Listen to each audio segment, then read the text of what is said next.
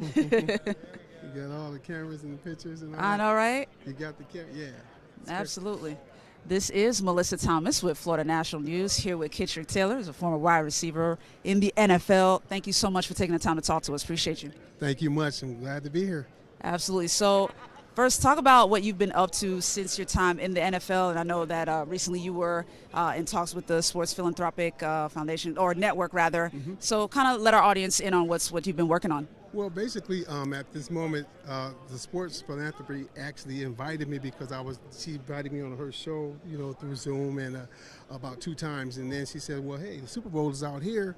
We'll be there. Come down and join us. And so I've been doing that. But actually right now, I'm actually writing a book now. Awesome. My book is about, it's called Kitrick Taylor. It's called Behind the Quiet Smile. Okay. And it's pretty much about my life, what I've been through in the NFL, after the NFL, and where I'm going now. And it's just really to help people.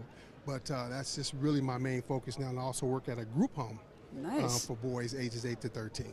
Awesome. So talk a little bit, let our audience in a little bit about the book, kind of talk a little bit about the experience you've had in the NFL, like some of your key takeaways that you're going to be sharing. See, a lot of times, people don't really understand and know what us players go through. Right. So I kind of like take it like I'm real transparent in the book, talk about my daily life, what we do daily, and the problems sometimes that we face daily.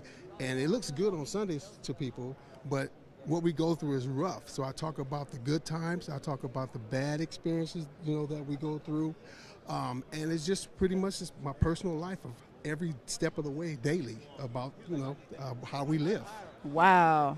And I mean, to that point, kind of tell our audience, obviously players endure a rigorous process, week in and week out.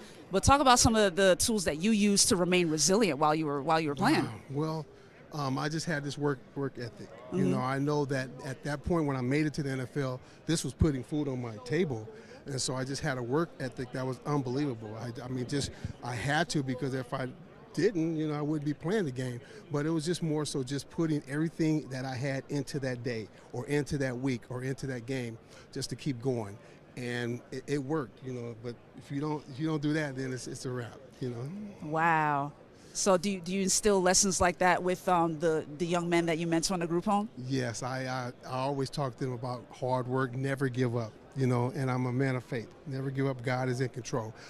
Even though they're 8, 9, and 10 or whatever, I still tell them because they've seen a lot of negative stuff happen. So I just kind of keep them encouraged and then encourage themselves, how to get through problems and issues. And that's my main goal, to make sure that they get to where they want to go in life.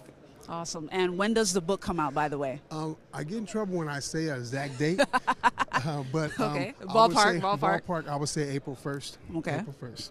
Awesome. And let our audience know where they can learn a little bit more about you in anticipation of the book's release. Okay, so I have a Facebook page called Taylor Smile. You can actually befriend me on that page.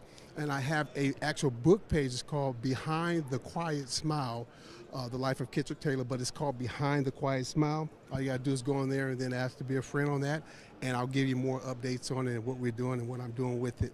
But I'm very excited.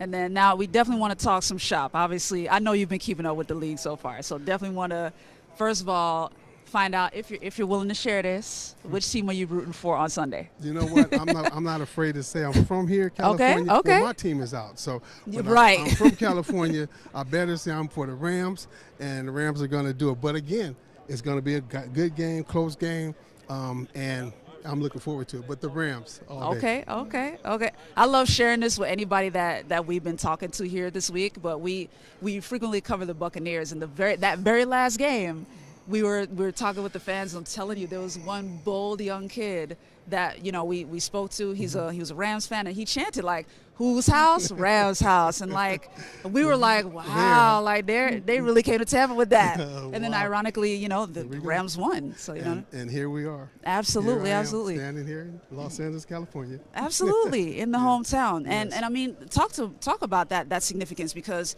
obviously the Buccaneers were the first to do it last year, but talk about the significance of the Rams being able to play the Super Bowl at home. How's it feel? So awesome. It was meant to be. It was meant to be, and they worked hard. They earned it, and I made a few adjustments at the end. OBJ, it's just one of the things where I just think it was fate, and And here they are, and I think they're going to take care of business. All right, and then last question, kind of on a little more of a serious note, and I would love to hear your thoughts on it.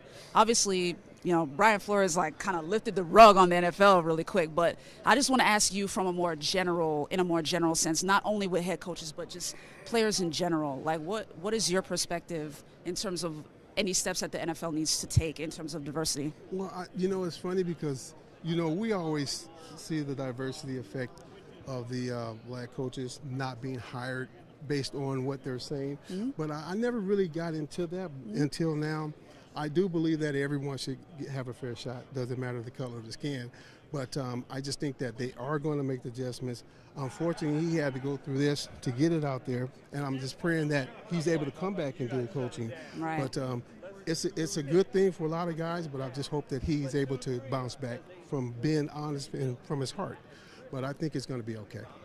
Awesome. Kitrick Taylor, ladies and gentlemen, thank you so much for your time. We appreciate you. Thank you. Appreciate it for having me. Yes. Absolutely. We're going to keep the scenic thing going, and then, we'll keep the interviews going as well. So stay tuned here at Florida National News. Thank you. Come on with me. So you're good. My heart is calm even more. Thank you, guys. Okay. Appreciate it. That was really good.